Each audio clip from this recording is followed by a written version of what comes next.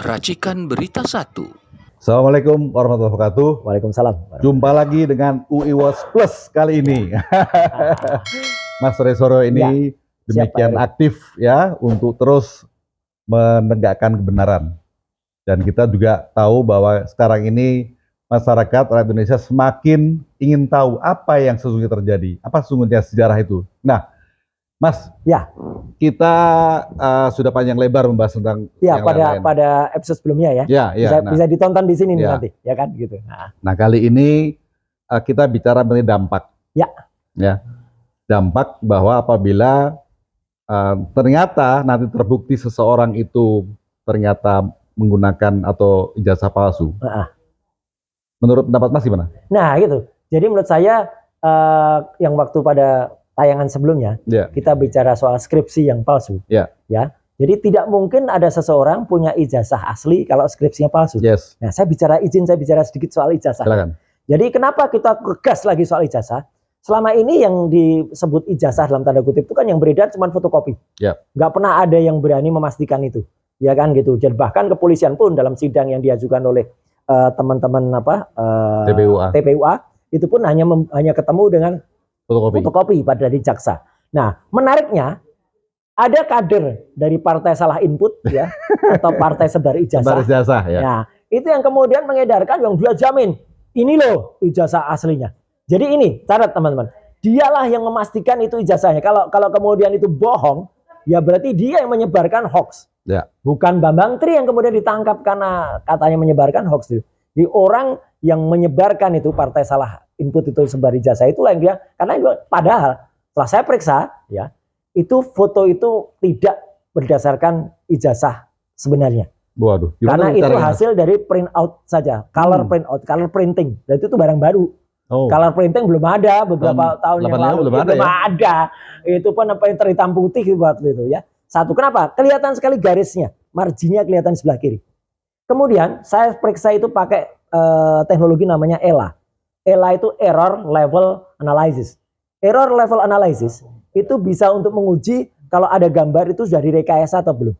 Mau gambar itu difotokopi, mau gambar itu tak berapa kali. Kalau diperiksa dengan ELA itu akan ketahuan, Pak Heru. Jadi misalnya ada logonya itu pernah di-retouch. Kemudian fast fotonya pernah ditempel ulang. Jadi kalau teman-teman kemudian curiga pas fotonya ada yang kok tidak nempel di capnya atau capnya di bawah pas foto, itulah sebenarnya yang terjadi. Jadi ini bukan omon-omon, ini bukan abal-abal, ini ilmu teknologi yang sudah meriksa itu namanya ELA. Nah kemudian teman-teman kan pada tanya, Pak Heru, nah itu fotonya gimana Mas? Itu foto orang berkacamata, bibir tebal, telinganya daplang, kemudian giginya rapi, itu fotonya bekas presiden apa enggak? Nah ini yang menarik. Kita uji pakai software face comparison dan juga face recognition yang biasa saya pakai untuk menguji orang ya. Saya udah puluhan tahun Mas kalau menguji artis, menguji foto itu dan selalu clear selalu sahih. Termasuk terakhir saya nguji seorang selebgram yang konon sama RK ya, tapi bukan RK kalau itu, tapi orang lain. Tapi videonya benar. Ya. Nah, itu jadi foto yang ada dalam yang dikatakan ijazah itu terbukti itu tidak match dengan bekas presiden. Jadi mismatch orang lain. Dan Mas Rul bisa menemukan? Ya, orang lain. Confirm itu orang lain. Jadi itu sudah saya pastikan dengan menggunakan berbagai software. Dan kebetulan satu lagi nih, abang kita yang dari Bali Academy itu hasilnya sama. Kami nggak janjian, tapi dua-duanya saya sama. Dan menariknya kemudian beliau juga caranya ELA juga.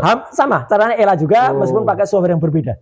Ilmu pengetahuan, saya kira teman-teman UI juga ngerti ya, teman kampus lain juga ngerti. Mau software apapun, kalau softwarenya benar dan tidak bohong, software kan nggak bisa bohong, pasti sama. Kalau salah berarti orangnya yang salah, kan gitu kan? Ilmunya belum nyampe. Terus kemudian yang menarik ada pertanyaan. Terus foto siapa gitu? Gitu kan? Akhirnya saya track gitu. Foto siapa itu? Dari berbagai gitu kita crawling foto itu. Luar biasa. Nah, muncullah foto seseorang yang aslinya memang ada di Solo. Dia memang bukan mahasiswa UGM. Dia dulu mahasiswa Sekolah Tinggi Ilmu Ekonomi Solo. Saudaranya atau sepupunya bekas presiden.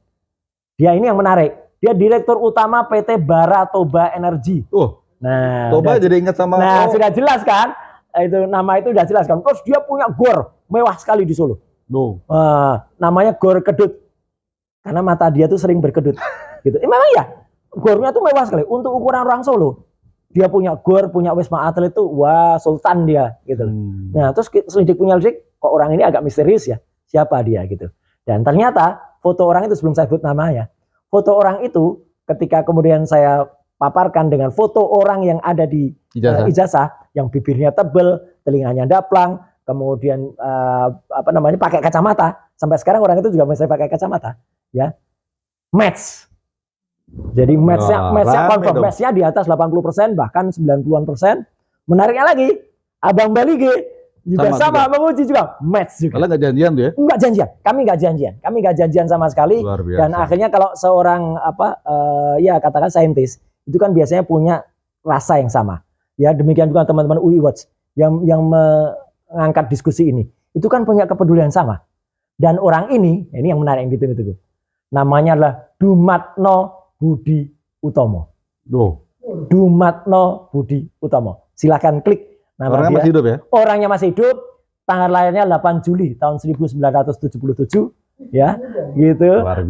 Dan ada foto dia, Dumatno ini dengan bekas presiden itu, dan terlihatlah jarak usianya yang kira-kira jaraknya sekitar 15-an tahun. Ya kan jarak bekas presiden kan lahir tahun 61. Dumatno ini lahir 77. Ya, cocok. Jadi orang ini memang kemudian digunakan untuk mengacaukan cerita. Selama ini kan kita menduga Hari Mulyono. Memang Hari Mulyono itu adalah adik iparnya bekas presiden. Dia mantan suaminya Hidayati. Yang Hidayati akhirnya nikah dengan Anwar Usman. Hari Mulyono adalah orang yang kemudian kita, mohon maaf nih, kita nggak tahu Pak Heru, tiba-tiba wafat, meninggal tahun 2018. Ya, ini kan aneh kan? Kok bisa meninggal terus tiba-tiba istrinya kawin dengan Anwar Usman mengesahkan anak haram konstitusi itu, ya kan? Nah itu. Jadi kan semua itu kan kayak sudah skenario. Hari Mulyono lah yang kuliah di Fakultas Hukum tahun 80. Kehutanan, bukan Fakultas Hukum. Kehutanan Universitas Gadjah Mada, ya. Dan dia lulus pada tanggal atau November 1985. Ya, jadi sangat besar kemungkinan kalau mungkin format ijazahnya itu adalah bukan milik bekas presiden tapi milik Hari Mulyono, tapi fotonya itu yang dipakai adalah fotonya Dumatno Budi Utomo. Nah, kembali ke pertanyaan paling puncak sekaligus mungkin kita merangkum ini. Ya kalau ada seseorang yang sudah menggunakan ijazah yang tidak halal selama 5 kali. Kenapa 5 kali? 2 kali wali kota, Pak. Sekali gubernur. 2 kali presiden. Ini fatal luar biasa terhadap republik ini. Sangat fatal. Dan kita tidak ingin, kalau mungkin ada pertanyaan, dampak hukumnya gimana? Kan ya sudahlah, mikul dhuwur Mas mendem jero gitu. Enggak bisa mikul dhuwur mendem jero. Kita harus melakukan tindakan yang kemudian sama seperti yang diteriakkan adik-adik mahasiswa itu. Ini harus tetap kita teriakkan. Adili Jokowi. Luar biasa. Harus tetap ini diteriakkan dan jangan putus, ya. Karena apa? Ini bisa jadi presiden.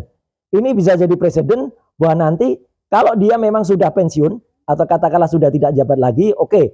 Tapi tetap harus dikejar, tetap harus diadili, ya, gitu. Tapi yang jelas juga anaknya Makzulkan. Fufafa tadi itu kan masih dan ini nanti pada episode We Watch mungkin beberapa saat lagi, ya. Ijazahnya sebangun, ya. Jadi kacang mongso ninggal lolanjaran, buah itu tidak jauh dari pohonnya. Ijazahnya juga harus diragukan. Itu, Mas. Jadi dampaknya memang, ayo kita ajak semua civil society itu untuk kemudian membahas ini, ya. Dari sisi hukum, saya kira Pak Heru juga bisa tambahkan nanti bahwa ini fatal untuk republik ini. Iya, luar biasa. Jadi berbagai bukti sudah disampaikan oleh Mas Roy, dan dari kacamata hukum itu ada ancaman hukumnya bahwa pemalsuan kan, pertama kali pemalsuan. Itu ancaman hukumnya adalah maksimal 6 tahun. Jadi kalau memang itu terjadi, sebaiknya sebelum itu terjadi, ayolah pihak-pihak yang selama ini mendukung, ingatkan dia. Ayolah bos, ya kan? Ayolah bos, kita. Tapi kalau Anda nggak, jangan mau, ya udah berarti Anda juga nanti turut serta. Ya. Jadi sekali lagi kami ingatkan bahwa kita We Watch Plus ini adalah akan dan terus berjuang untuk menegakkan kebenaran, kejujuran dan keadilan. Veritas, probitas, justisia. Terima kasih Mas Roy Suryo. Terima kasih. Assalamualaikum. Waalaikumsalam warahmatullahi wabarakatuh.